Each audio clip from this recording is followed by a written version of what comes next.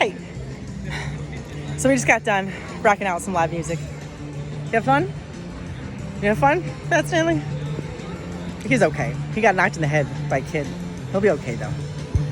Like the kid came back and apologized. I was like, I'm sorry, I hit your. I was like, no, it's okay, buddy. It's okay. It's cool. So I guess I'm starting this project, and this Fat Stanley project. I really want to first off raise awareness regarding kids, and when things like divorce happen, when separations happen, all these agencies jump in and people jump in and supposedly they're doing everything that's best for the children. The problem is that unfortunately the kids end up casualties of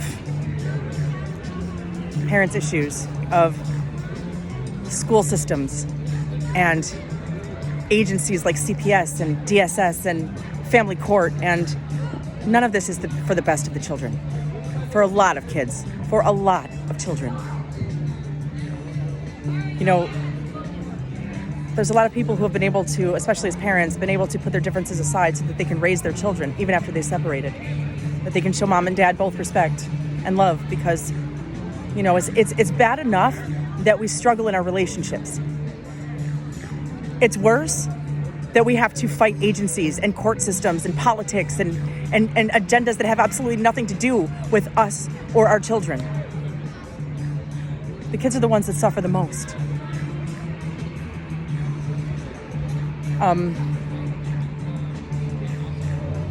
So I used to read to my girls every night when I was a kid, or when they were little. To my big girls, I used to read to them every night, no matter what was going on. And my daughters would tell me, like, Mom, this is like the only time that you actually sit and listen to us. And we would have these conversations and talk about our day. And, during the daytime, I was, sometimes I was working full time. At one point I was going to school part-time and working part-time and taking care of 3 kids. And you come home and you got to cook dinner and try to rush them through their homework and baths. And it's like nighttime, like when I settled them down, that was the time that I could settle down with them. And breathe for a minute and read them a story and then talk about our day before we said our bedtime prayers and went to bed. I sent a text message to the DSS worker in October saying, if I can't see my youngest daughter, Isla, can I at least call her and read her a bedtime story at night? No response. It's about to be July and I still have Christmas presents from my daughter that I haven't opened because I won't open them unless I'm with her so she can see me open them.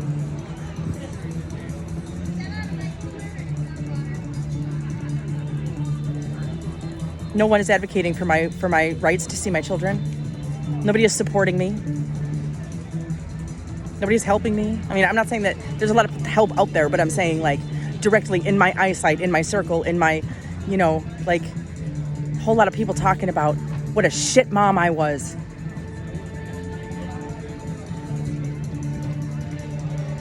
Let's talk about how, people can have substance abuse issues and still be a good parent, because I didn't drink for the entire time that I was raising my children. I quit drinking for a couple of years when I was going to church, and I quit drinking just so I could go to school and be an A student and do something with my life.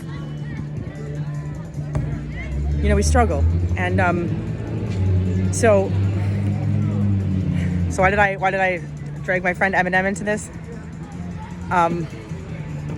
Because this is a person that I admire and I look up to and I respect as somebody who has been through my similar struggles, and we bounce back hard. This t-shirt in May of 2009, a song dropped.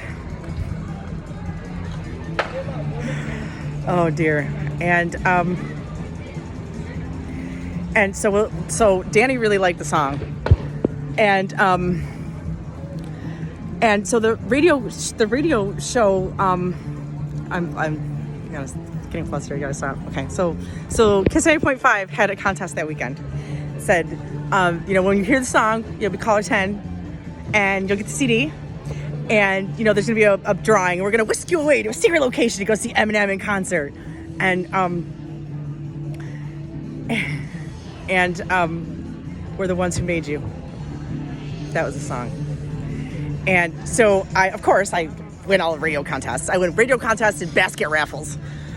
Okay, I just win everything. So I get the CD, and the phone rings at 7:30 a.m. on Monday morning, and it's the radio station. And they're like, "You won!" Dan's like, "We're going to Detroit." So they paid for our airfare and our hotel room, and we got to go see Eminem in concert. And I remember specifically, it was it's about making a comeback. It was for Eminem. It was you know what? I'm gonna see if this gets to him. I'm gonna see if he will take a moment to talk about his own experience and what this represented was significant to him for him. But I remember making a bracelet with little beads that said "Sober for M," and I wore it to the concert, and I did not drink that night, and I didn't consume any alcohol for that reason. And so I'm starting my Fat Stanley project, and I would like to get a lot of people involved. I'd like to see if not only because we have reading, we have music that how many of us don't have a story that if that album didn't exist or if that song didn't exist, that saved my life at that time, And I have a playlist for every season of my life that this song, man, and I don't know. Maybe I can see if my friend will dedicate some autographed CDs to some people or something, but just to let us all make a comeback and prove to the world that just because people have substance abuse issues doesn't mean they're not good people, doesn't mean they're not smart people, doesn't mean that they're not good parents. Just because people have mental health issues does not mean that they're not good people, does not mean that they're not good parents. Doesn't mean that they're not smart people. That, we have to stop. We just gotta stop. We have to stop letting the agendas of the school systems and the agencies and the politics and the government run our families. We struggle as it is. Support each other. And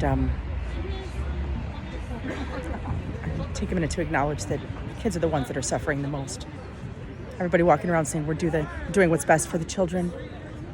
Stop lying. You're traumatizing them.